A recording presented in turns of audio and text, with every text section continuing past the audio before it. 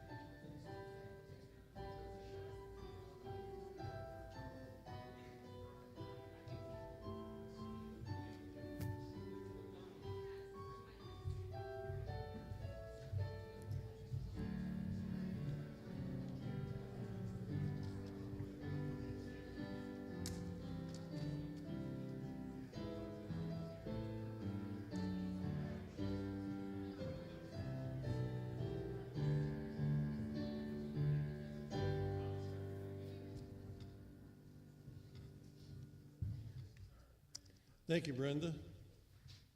Good morning. Somebody's out of sync back there. I'm Dale Johannesmeyer, an elder here at Scots Kirk, and I'd like to, on behalf of the session and Pastor Jim Mitchell, welcome all of you here worshiping in person and those who may be watching online. There are announcements in your bulletin that I will encourage you to read after the worship service, but I do want to highlight a couple of things. Number one, Bereans will not be meeting this Wednesday night. We take this Wednesday night off the night before Thanksgiving. It's a holiday, and so many people have other plans.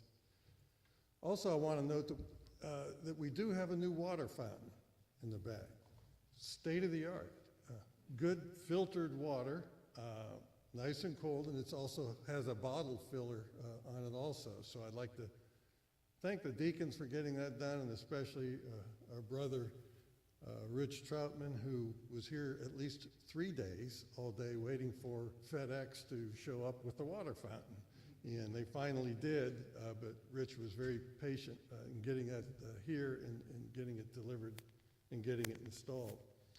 I also want to note the announcement on officer nominations. It's that time coming up where in early January we will have elections for officers in this church, in this denomination. So I definitely encourage you to prayerfully consider who might be qualified. There's the note in the bulletin will steer you towards what are the criteria for the officers. If you have any nominations, any elder will take a nomination that you have, but you also have to know that the final say on what comes before the congregation as far as officer nominations is the session. So not everybody who you suggest will appear when we have our elections in early January. Frankie Watson has an announcement to make.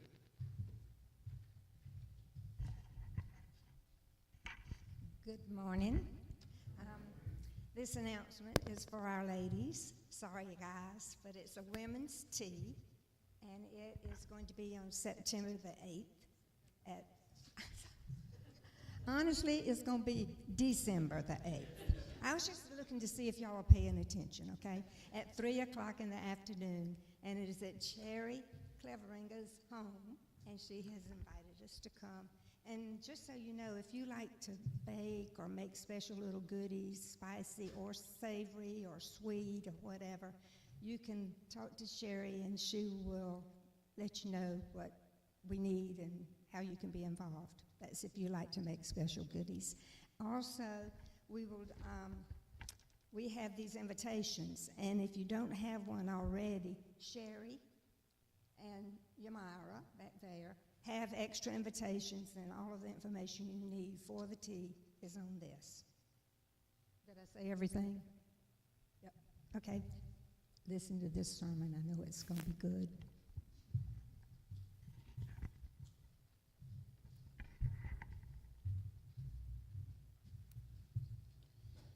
Thank you, Frankie. And also, we would invite our pastoral intern, Don Walker, to come up and make an announcement to keep you all informed.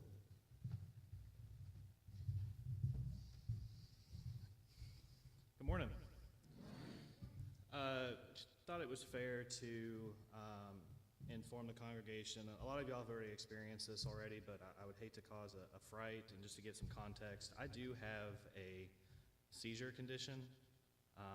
And so seizures do happen. There's a good chance that each and every one of y'all will see one eventually. I just wanted to give a heads up and a fair warning that hey, if I go down, it's a seizure. Please don't call 911. Find my wife if you can. I think she's in the nursery today. But just thought it was fair to give everyone a fair warning on that.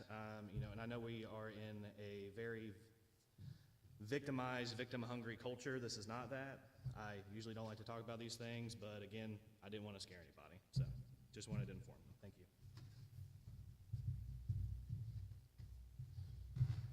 And just to let you know, there's no truth to the rumor that if Don happens to have a seizure and pass out here, that you are free to paint a mustache on him. Can't do that. So let's prepare our hearts and minds to worship our awesome God. So in your bulletin, there are verses from 2 Corinthians chapter 2, verses 14 through 17.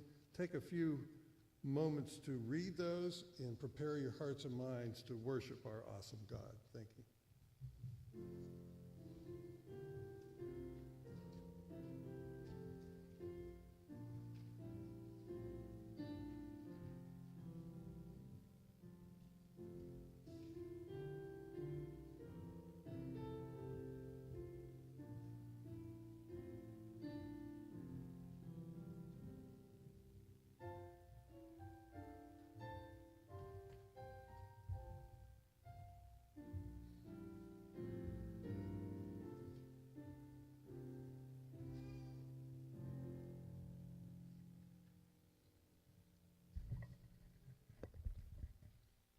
Our call to worship this morning is from Psalm 66, verses 1 through 4.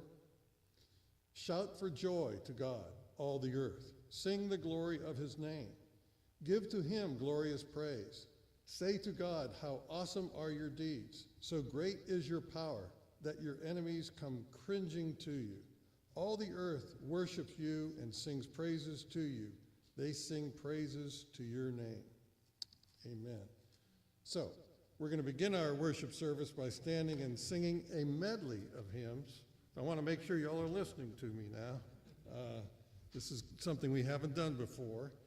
We're going to sing first from Trinity Hymnal number 98, the first three verses of that, Now Thank We All Our God, and then we will go to Trinity Hymnal number 715, so you may want to put your thumb or index finger in that spot and sing verses 1 and 4. So first three verses of 98, and then 1 and 4 of 715, Come Ye Thankful People Come. Let us stand. With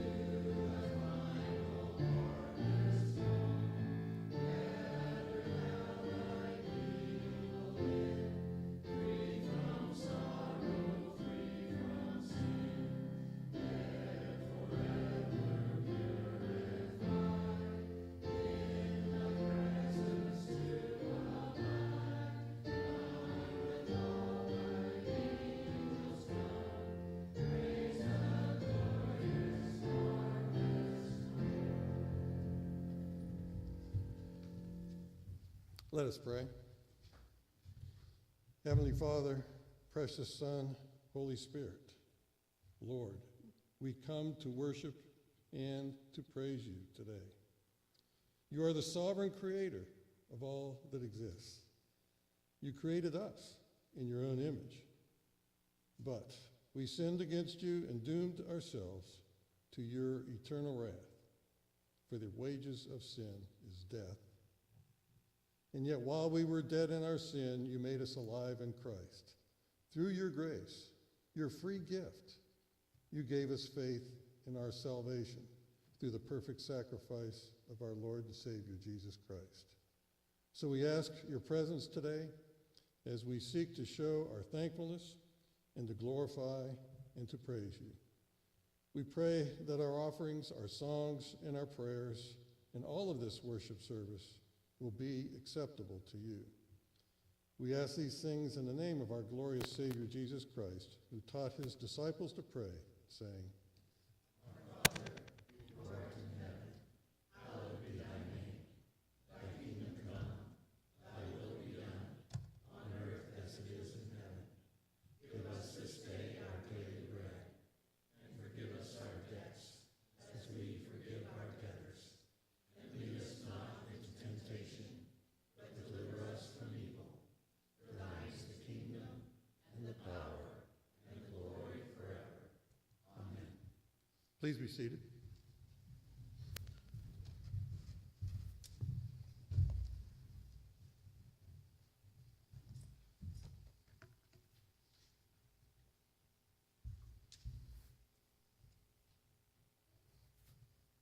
As we prepare to confess our sin together this morning, I just want to encourage you all that as we do this on a daily basis at home, it is good to do it as a congregation, and it is a delight and a blessing to be able to do it into a congregation.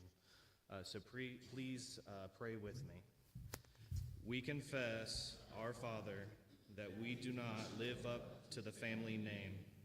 We are more ready to resent than to forgive, more ready to manipulate than to serve, more ready to fear than to love, more ready to keep our distance than to welcome, more ready to compete than to help. At the root of this behavior is mistrust. We do not love one another as we should because we do not believe that you love us as you do. Forgive us our cold unbelief, and make more vivid to us the meaning and depth of your love at the cross. Show us what it cost you to give up your Son, that we might become your sons and daughters. We ask this in the name of Jesus, our righteousness. Amen.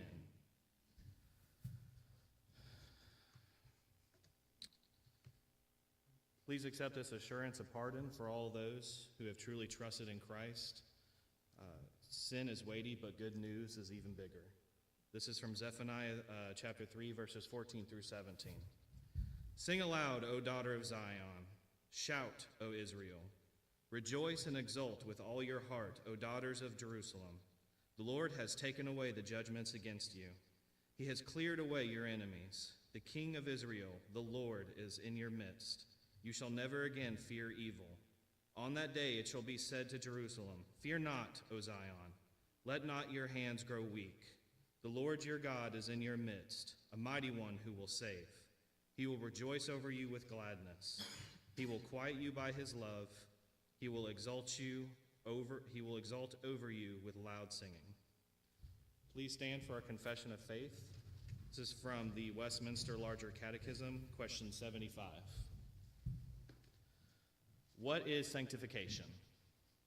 Sanctification is a work of God's grace, whereby they whom God has before the foundation of the world chosen to be holy are in time, through the powerful operation of his Spirit, applying the death and resurrection of Christ unto them, renewed in their whole man after the image of God, having the seeds of repentance unto life, and all other saving graces put into their hearts, and those graces so stirred up, increased, and strengthened, as that they more and more die unto sin, and rise unto newness of life.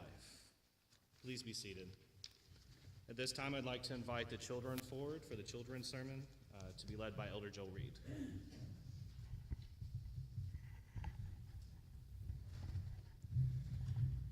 Good morning. Guess what? We're going to talk about another word. Thanksgiving. We can talk about that, but I don't know that that's going to be necessarily in the scripture today. But in the scripture, there's going to be a word, and that word has a really negative connotation to a lot of us. And connotation just means meaning. That we bring up an image of things that are negative. But back in that day, there were times when people couldn't pay a debt. And that debt would cause them to be put into what was called slavery, meaning that they had to work for that person until that debt was paid. Now, Paul's going to talk about being a slave to sin. Because we were born in sin, there's nothing we could do to get us out of that state by ourselves. It's only that Christ came and paid that price for us on the cross and rose again that we are able to do the things that God asks us to do. Yay, exactly. So when they're talking about being a slave to sin or being a slave to righteousness, think of it in terms of what Christ did for us. And he died on the cross and pulled us out of that need to sin all the time. Let's pray. Dear Heavenly Father, we do thank you that you gave us a way back to you, that you sent your Son, that he died on the cross and rose again just to pay a price that we could not pay. In Jesus' name we pray. Amen.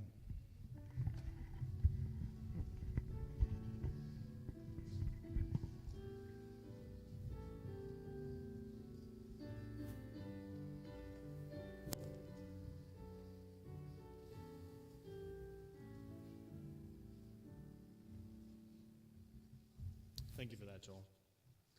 Our scripture reading this morning is from John 8, verses 12 through 38. This is the word of the Lord. They went each, Again, Jesus spoke to them, saying, I am the light of the world. Whoever follows me will not walk in darkness, but will have the light of life. So the Pharisees said to him, You are bearing witness about yourself. Your testimony is not true. And Jesus answered them, Even if I do bear witness about myself, my testimony is true. For I know where I came from and where I am going. But you do not know where I come from or where I am going. You judge according to the flesh. I judge no one. Yet even if I do judge, my judgment is true. For it is not I alone who judge, but I and the Father who sent me. In your law it is written that the testimony of two people is true. I am the one who bears witness about myself, and the Father who sent me bears witness about me. They said to him, Therefore, where is your Father? Jesus answered, You know neither me nor my Father. If you knew me, you would know my Father also. These words he spoke in the treasury as he taught in the temple, but no one arrested him because his hour had not yet come. So he said to them again, I am going away, and you will seek me, and you will die in your sin.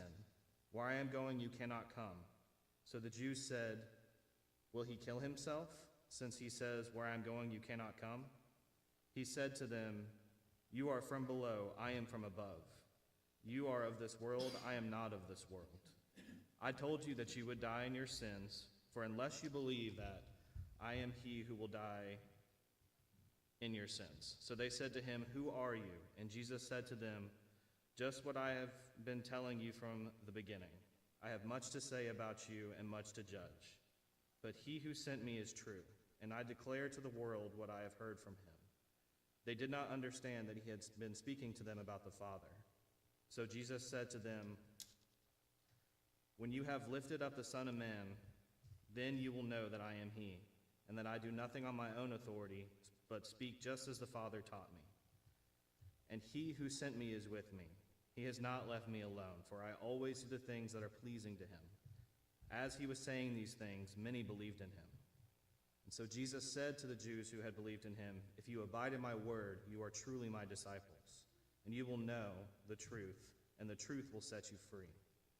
They answered him, "We are offspring of Abraham and have never been enslaved to anyone. How is it that you say you will become free?"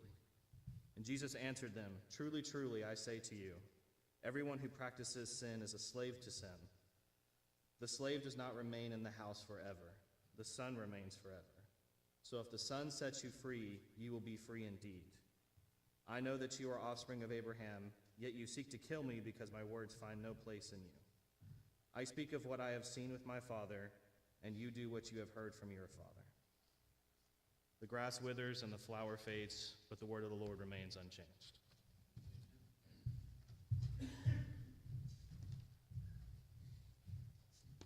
And let us bow before the Lord once again in prayer. Gracious Heavenly Father, we come before you with gratitude in our hearts for who you are and what you have done and are doing and will do.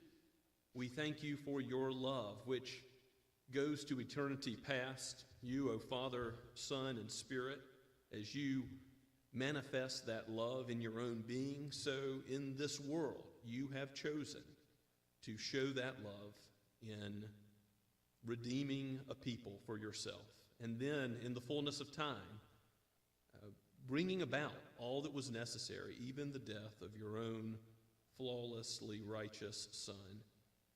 O Father, this gift that you have given is earned by him, but credited to us. Our sin, what we have earned that deserves death, credited to him. How thankful we are that we can come before your presence and be received and heard, counted as holy, and we have this opportunity to worship you in his name, and you hear our prayers as they come before you in the mediator between God and man, the Lord Jesus Christ. O Holy Spirit, be with your people. Comfort and give peace in the gospel. Give assurance to those who know the Lord Jesus. If any do not yet trust in him, O Lord, we thank you that they are here or hearing this message today. We pray for them.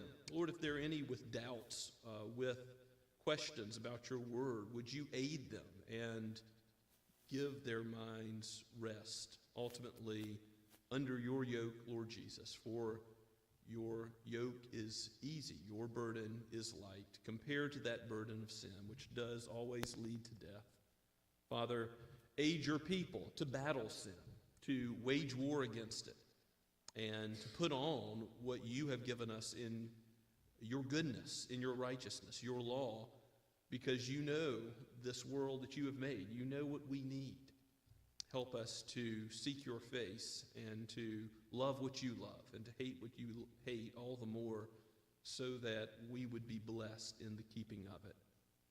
We thank you, Father, for all the ways in which you have blessed us. There's so much to be thankful for the gift of human love, for your people, your word, for the air that we breathe, for life, for being called to come before you today in worship, to know of the gospel, to hear it proclaimed, that you have given us children, grandchildren, the relationships that you have in the church, that you've given us teachers and elders and deacons.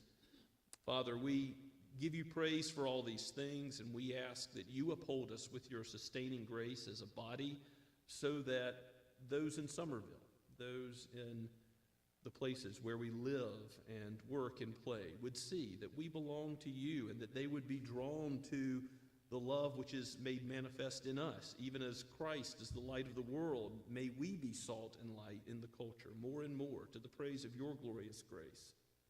Oh, Father, we ask these things knowing that our flesh is weak, but you are strong, and we ask for the strength to live out the Christian life by the power of your Spirit, to will your good pleasure more and more. Transform us by your word, even today. Do not allow us to leave this place as we have entered, but make us more like Christ. more like him in all of his righteousness and conformity to your will, O Lord. Be with those who have any material needs, physical needs. I think of many in our congregation who are recovering from surgeries, from difficulties, medical problems which abide. We pray for Herb Outloud and Crystal Mitchell. We pray for those who are caretakers. We pray for Rick Evans and others. Lord, we know that this is not an easy task. Give them sustaining grace. Father, we pray for our youth and the children of this church. What a blessing that you have given them to know the word from their earliest days. Continue to build them up in the nurture and admonition of you, and use this body, use the gifts and callings that you have given, and particularly their parents, Lord. Bless those mothers and fathers who have this commitment to see that your word is central in the house. Father, give them the fruit which is to the praise of your glorious grace in the lives of their children. We thank you, Lord, that we live in a land where we can worship you freely. We do not take this for granted, but we call upon you and ask that you would sustain this in the days ahead, that you would bless your people even as you judge sin in a nation which has turned against you in many respects. We ask in your wrath, remember mercy. O Lord, we pray that you would guard and protect your church, ultimately spiritually, but moreover materially, if you are so willing. We continue to lift Don Walker, our intern, before you and praise you for his ministry and how you have given him these gifts and called him. We pray for Jen and for Samuel. We ask that you would keep him free from seizures or remove this from him entirely, if it would be your will, so that he is able to most freely serve you. We ask this knowing that if it is not your will, you may be glorified in the difficulty. We know that in all the circumstances of this life, you have called us to be thankful. Whether good times or bad, you have called us to be thankful in your finished work in the gospel. And we recognize that one day, soon and very soon, all things will be made new. We will know a life free of sin. We will know a resurrected body and perfect communion with you and all the saints and the angels who ceaselessly praise you. But until that day, Lord, give us the confidence of pilgrims going to a better land. Help us to live as those whose citizenship is in heaven, who have an enduring city, a kingdom that cannot be shaken.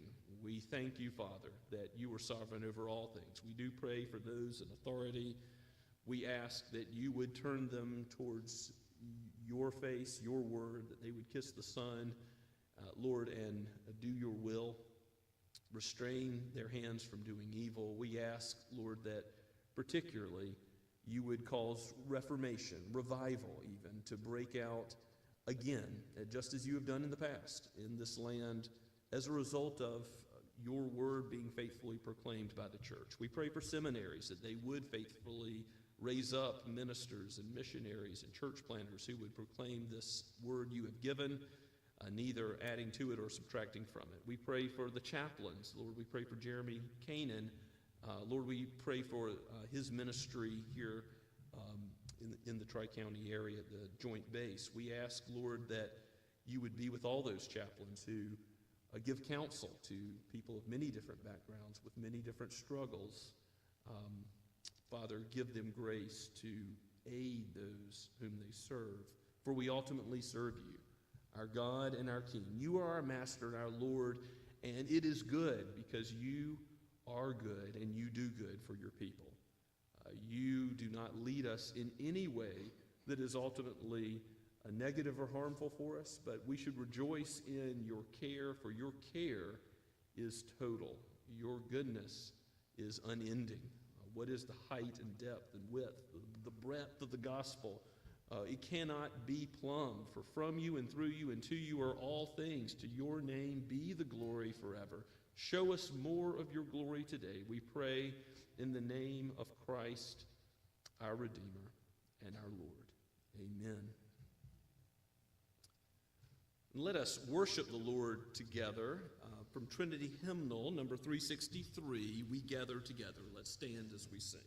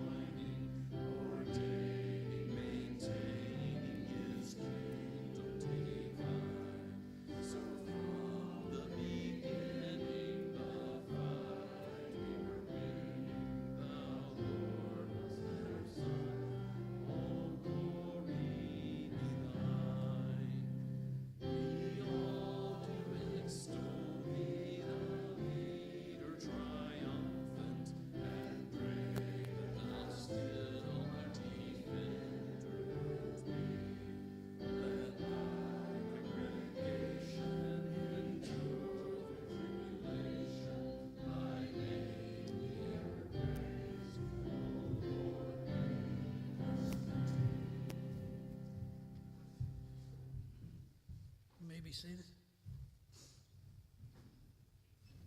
Shall we pray? Father in heaven, we come before you, the people in need of you.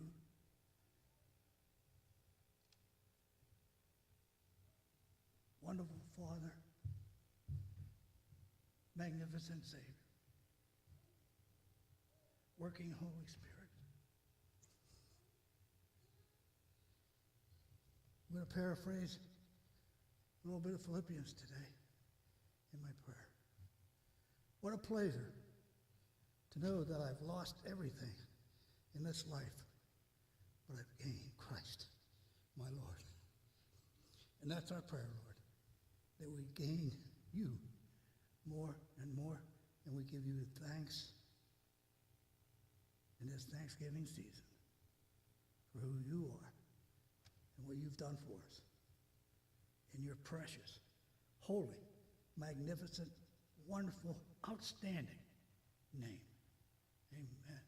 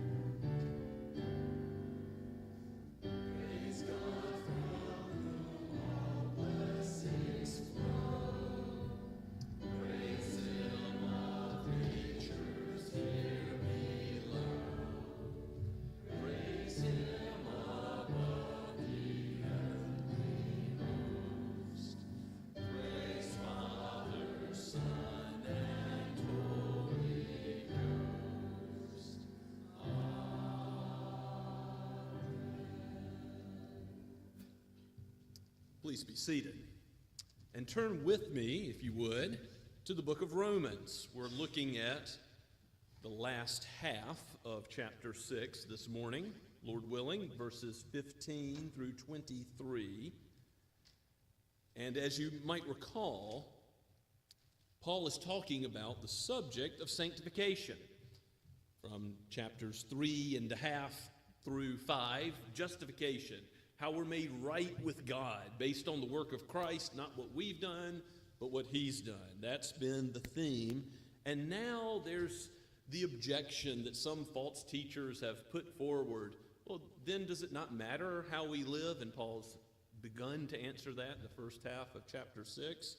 Do we go on sinning since grace will cover all of our sins? Does the gospel encourage sin? And the answer is absolutely not. May it never be. You can see in verses 1 and 2 of this chapter, Paul's going to use another metaphor, another way of explaining it in our text today that has to do with, as was already mentioned in the children's sermon, the image of slavery or servitude. And of course it is true in the Roman Empire there were many slaves, and not all of their circumstances were the same. Some were abusive and very bad relationships between master and servant, but some were more like indentured servitude. So they're not, you shouldn't think equivalent to American chattel slavery in this country necessarily. Many had been slaves at some point in their lives and were no longer slaves. Even in the church in Rome, there would have been people very familiar with this concept of having a master. And of course, Paul is going to argue that our master as believers, as Christians, is the Lord Jesus Christ. So that union with Christ, meaning that we're dead to sin and alive to righteousness, that he's already begun to flesh out, is going to be put in these terms to help us understand that yes, the gospel does call us to righteous living, and it's a fact that grace produces new life in those that are redeemed. So again, we'll pick up in verse 15 and read down to the end of the chapter. This is penned by the Apostle Paul and breathed out by the Holy Spirit for each of us today. Let us heed God's word. What then? Are we to sin because we are not under law but under grace? By no means. Do you not know that if you present yourselves to anyone as obedient slaves, you are slaves of the one whom you obey, either of sin, which leads to death, or of obedience, which leads to righteousness? But thanks be to God that you who were once slaves of sin have become obedient from the heart to the standard of teaching to which you were committed, and have been set free from sin, and have become slaves of righteousness. I am speaking in human terms because of your natural limitations, for just as you once presented your members as slaves to impurity and to lawlessness, leading to more lawlessness, so now present your members as slaves to righteousness, leading to sanctification. When you were slaves of sin, you were free in regard to righteousness. But what fruit were you getting at that time from the things of which you are now ashamed? The end of those things is death. But now that you have been set free from sin and have become slaves of God, the fruit you get leads to sanctification, and its end, eternal life. For the wages of sin is death, but the free gift of God is eternal life in Christ Jesus our Lord. Let's pray and ask for God's help. O Holy Spirit, ultimately it is your glorious task and calling to open our eyes that we would read your word aright, perceive its truth, apply it to our hearts, that we would see Christ and rejoice and glory and give thanks in him for all that he has done on our behalf, for the righteousness that we have in our justification, for the sonship and adoption we have because of his finished work for us, but also, Lord, for how, because of the cross, we are sanctified in the truth. Help us to see the gospel in all of its glory and what it means for this progressive work that you are doing even now, O Holy Spirit, as we look to your word. Use it in our lives to make us more and more like our Savior. O Father, lead us into all righteousness, we pray. In Jesus' name, amen. So the false teachers in Rome that were suggesting that the gospel of total forgiveness of sin, regardless of what you have done or will do, doesn't that lead to living that is sinful? That's an objection that came out in the Reformation as well. The Roman Catholic Church said that this gospel that Martin Luther and John Calvin and John Knox and others are teaching, it leads to lawless living. But anytime justification by faith, total forgiveness of sin based on the life of Christ and nothing about your own life is proclaimed, this is a natural way the human mind works. But remember, you're dead to sin. Reckon yourself dead to sin. You're alive in Christ. That's what Paul has already said in the first 14 verses. And yes, you're not under law as a way to salvation. You're under grace because Jesus met the standard of the law. And he's going to bring up that objection again in verse 15, sort of restating the same objection that came up in verses 1 and 2. What then? Are we to sin because we are not under law but under grace? By no means. No way. Again, me agenata, that very strong Greek phrase which means absolutely not. The Apostle Paul wants you to know that the gospel does not encourage lawless living. Even though you're not under law as a means of salvation, God's law is still what God's people follow out of thanksgiving for what he's done. And because the Holy Spirit is operating in you, the resurrection power of Christ is operating within you. Now, this metaphor of slavery, the apostle has already brought up in verses 6 and 7. We're not enslaved to sin any longer. We are raised with Christ. But now, again, he's going to go further into the slavery metaphor to help us see the truth. Look at verse 16. Do you not know that if you present yourselves to anyone as obedient slaves, you are slaves of the one whom you obey, either of sin, which leads to death, or of obedience, that is, obedience to God, which leads to righteousness. Now, ultimately, everybody serves a master, is Paul's point. It's not as if you have people who are just free doing their own thing. No, if you're free of mastery of God, you're mastered by yourself, which is ultimately mastery by sin.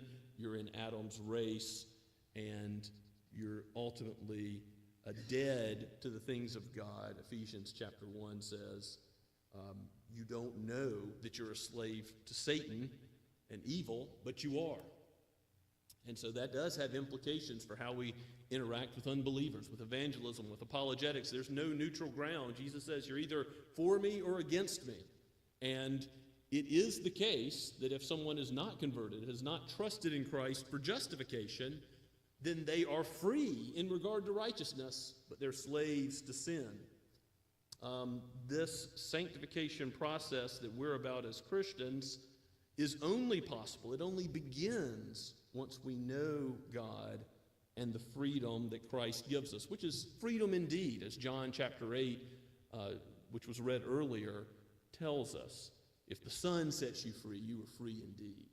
You're no longer slaves to sin, but you now can live out of thanksgiving for Him in ways that are appropriate as you reckon yourself dead to sin and alive to Christ. And this does lead to Thanksgiving, which is not just a national holiday, but like many things, ought to characterize the Christian life. Faith, repentance, there's many things in Scripture that ought to characterize the Christian's whole life. But Thanksgiving is certainly one of them. We're told to give thanks in all circumstances, and that's because of the gospel, because of the goodness of God in it. Only the believer can ultimately give thanks to God for what he's done in Christ. And you will notice in verse 17 that the way we give thanks to God, but thanks be to God, the apostle's saying for us, that you were once slaves of sin, you have become obedient from the heart to the standard of teaching to which you were committed. That is, you've been given the law. God, who's made this world, knows what's best for you, and he's given you the law. Why? For your good. The law is good because it reflects the character of God, and there's many ways you can see how it is appropriate to give thanks to God in the Christian life, but I want to go to a couple Psalms briefly to show you this point. They are model prayers, model praise as well. Go to Psalm 100, a wonderful short psalm, a call to worship the Lord, and it calls us to thanksgiving as well, to give God thanks for the gospel, which again is not just justification, but also our sanctification, ultimately our glorification. It's the full-orbed gospel that Paul is presenting in the book of Romans. So let's read Psalm 100 together. The very title, a psalm for giving thanks, gives us a clue where we're going. Make a joyful noise to the Lord, all the earth. Serve the Lord with gladness. Come into his presence with singing. Why? What is there to sing about? Know that the Lord, he is God. It is he who has made us, and we are his. We are his people and the sheep of his pasture. Enter his gates with thanksgiving. Every single Lord's Day we come before the Lord. Every time we pray in our homes, in our closet, we go before the Lord. It ought to be with thanksgiving. Enter his gates with thanksgiving, his courts with praise. Give thanks to him and bless his name. And again, the psalmist is saying, why should we bless his name? The next verse is going to give us some logic. For the Lord is good. The Lord's goodness is unending. It's infinite. His steadfast love, that's his covenant love. That's his gospel love in Christ. His steadfast love endures forever. His faithfulness to all generations. And you can go to Psalm 119, the great long psalm using the Hebrew alphabet as an acrostic to tell us about God's word and all the joys of it. There's a whole bunch of verses. I've put some in your outline that you might reflect on here. But let me draw your attention to just a few. The psalmist again and again gives God praise for how wonderful his word is and what it does in his life. Go to verse 37, if you would. It says, turn my eyes from looking at worthless things and give me life in your ways. Well, that's one thing God's word does. It redirects our love away from the things that moth and rust destroy, away from the things that are fading away, fleeting pleasures, and to the eternal joy of God and his ultimate life that we will enjoy with him. He will be our portion forever. You can go further in the psalm to verse 68. So Psalm 119, verse 68. Speaking of God, the psalmist says, you are good and you do good. Teach me your statutes. So all these different words for God's law are used in Psalm 119, but his law, his commandments, his statutes. Why does the psalmist want to know more about the law of God? Because that's what believers do. Going back to Paul's argument in Romans, why is it that the standard of teaching to which we were committed by God when we trusted in Christ, why is that good for us? Because when we know his statutes, we know him. He is good, and he does good. We think about slavery to a human being in negative terms because human beings are evil. We have an evil nature. And even if a human being is regenerate or has good intentions, you think of a tyrant, even if they have, as a dictator, the best of intentions. They can't calculate, they can't figure things out in society in such a way that it will actually come about that those good intentions aren't tyrannical, that aren't harmful to other people. So a human being, slavery to absolute authority is bad, but slavery to God, serving him as Lord, is good because he is completely good, and He has an infinite mind, which is able to calculate every molecule in the universe and work all things out so that it actually goes well for us. He's given us his law because he knows what we need. So the Lord has given us instruction for our own benefit. We get to see his goodness reflected in his law. That's part of why we study his word. We long to know more of his word, that we see it like the psalmist is better than silver and gold because it endures. It, unlike the things of this life which are fleeting, continues to bless us on and on to eternity. So go back to Romans 6. Paul says, give thanks to God. Why? Because of the standard of teaching which you're now obeying from the heart. He's just saying grace produces this. It's a fact that those who are redeemed by Christ now from the heart want to obey the law. Not to earn credit towards heaven, but because God has changed them. He's made them dead to sin and alive in Christ. They're now slaves to this new master who is good. And having been set free from sin, verse 18 says, you've become slaves of righteousness. Now, slavery to God is good. Christ's yoke is easy. His burden is light. It's not that he doesn't have a yoke. We are serving him, but it's easy and good compared to sin, because if you're a slave to sin, where does it lead? It's said in this text twice, death. But if you're a slave to Christ, where does that lead? Onward and upward, increasing in grace in this life to eternal life. Ultimately, life that will never end, life that is abundant in every way. Having been set free from sin, being a slave to righteousness, slavery to Christ, slavery to this kingdom that endures forever, this is good indeed. And Paul says in verse 19, just in case you're getting confused by all the slavery imagery and how that's bad on a human level, even if it's the less bad type of slavery, indentured servitude and whatnot, I'm speaking in human terms because of your natural limitations. Just as you once presented your members as slaves to impurity and lawlessness, leading to more lawlessness, now present your members, again, your hands, your feet, your eyes, your ears, your mouth, your tongue.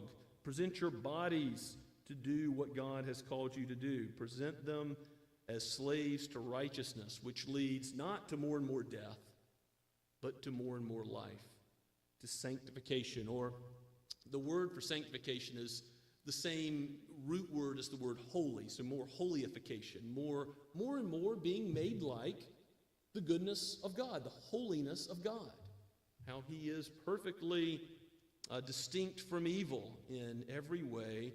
You're being made more and more like him. And verse 20 says, you were slaves of sin, and in that time you were free with regard to righteousness. That's what Ephesians 2:1 means when it says you were dead in sin.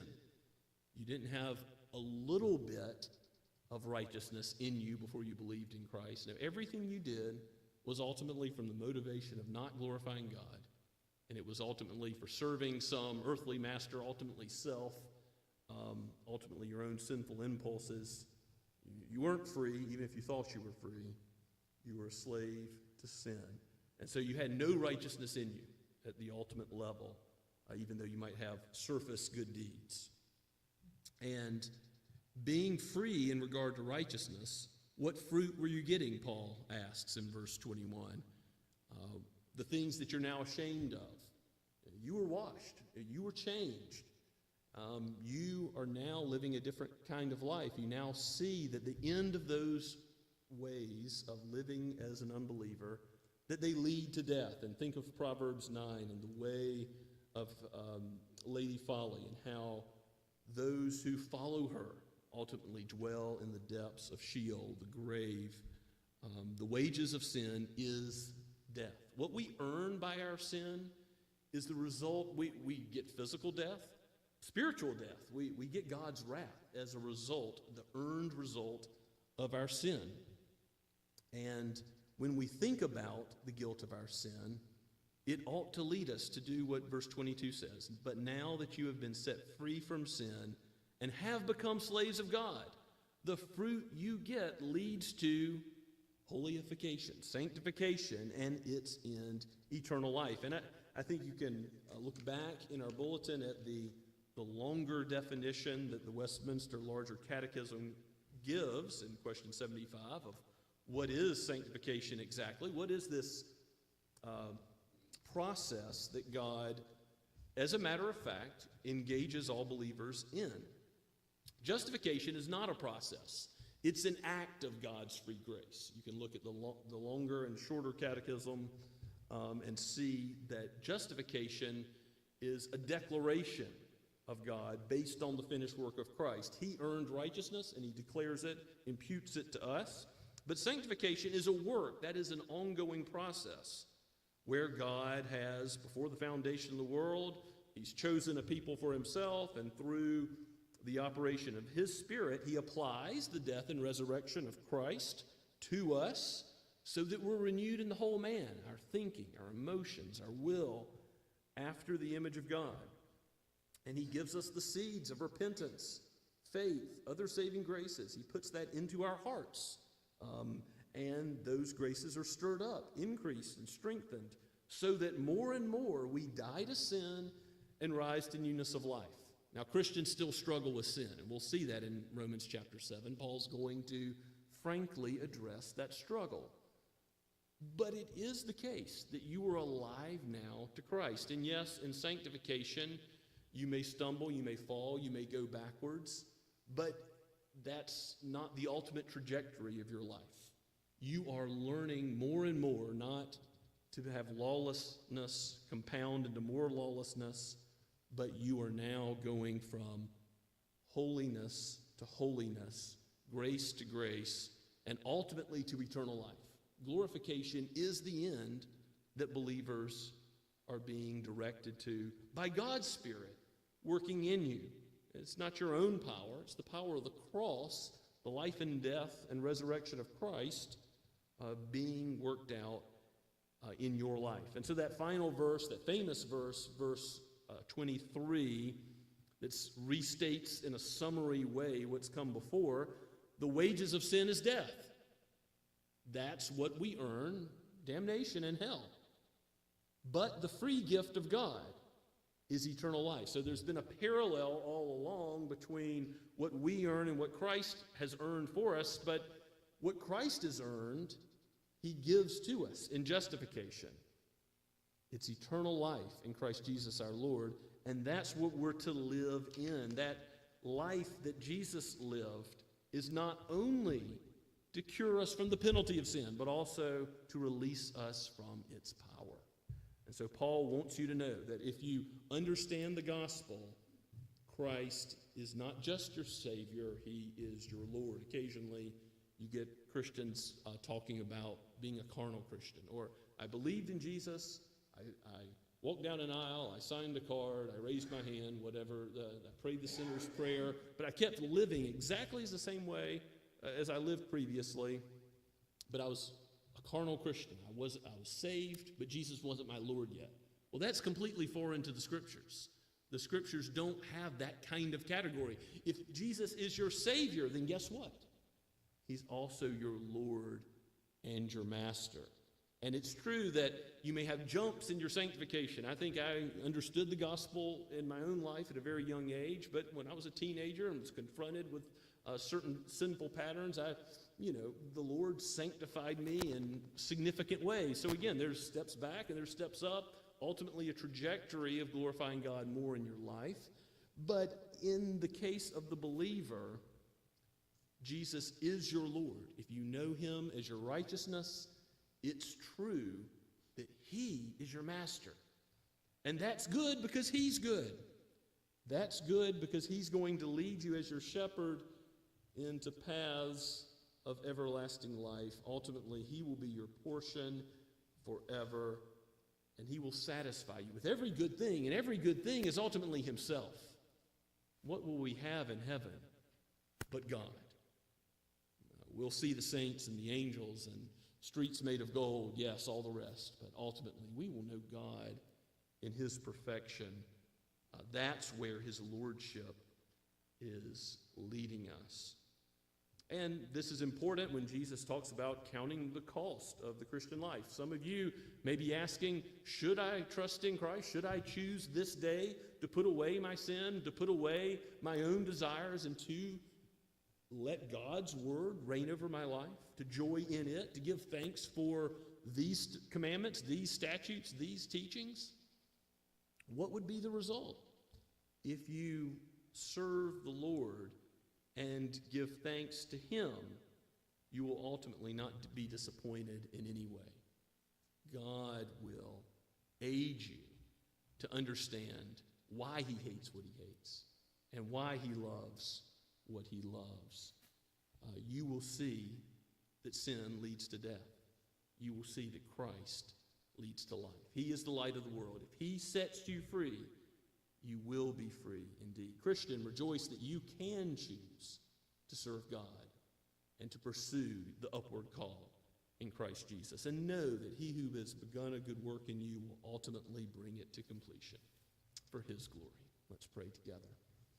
Father, we thank You for this text. We praise You for how the Lord Jesus has given us, earned for us righteousness, and how You have, by Your grace, sent Your Spirit to renew us, to change us from the old man in Adam to the new man in Christ, to be able to do what is right.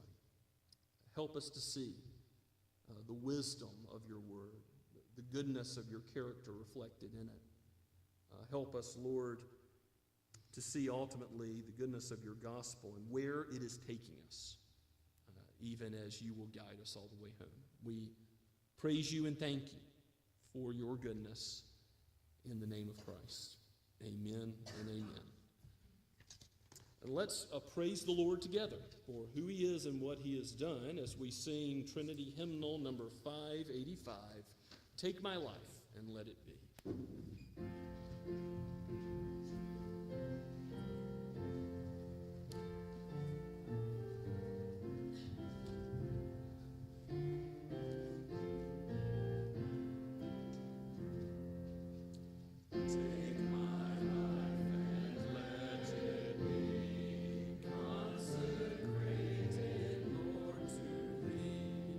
Take my moments and my days.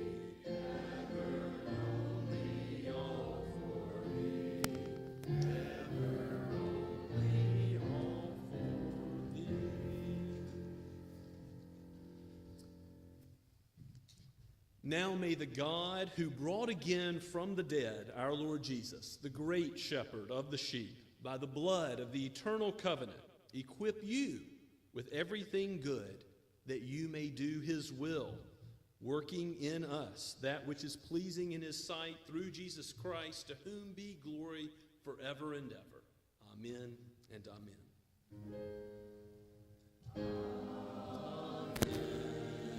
Amen.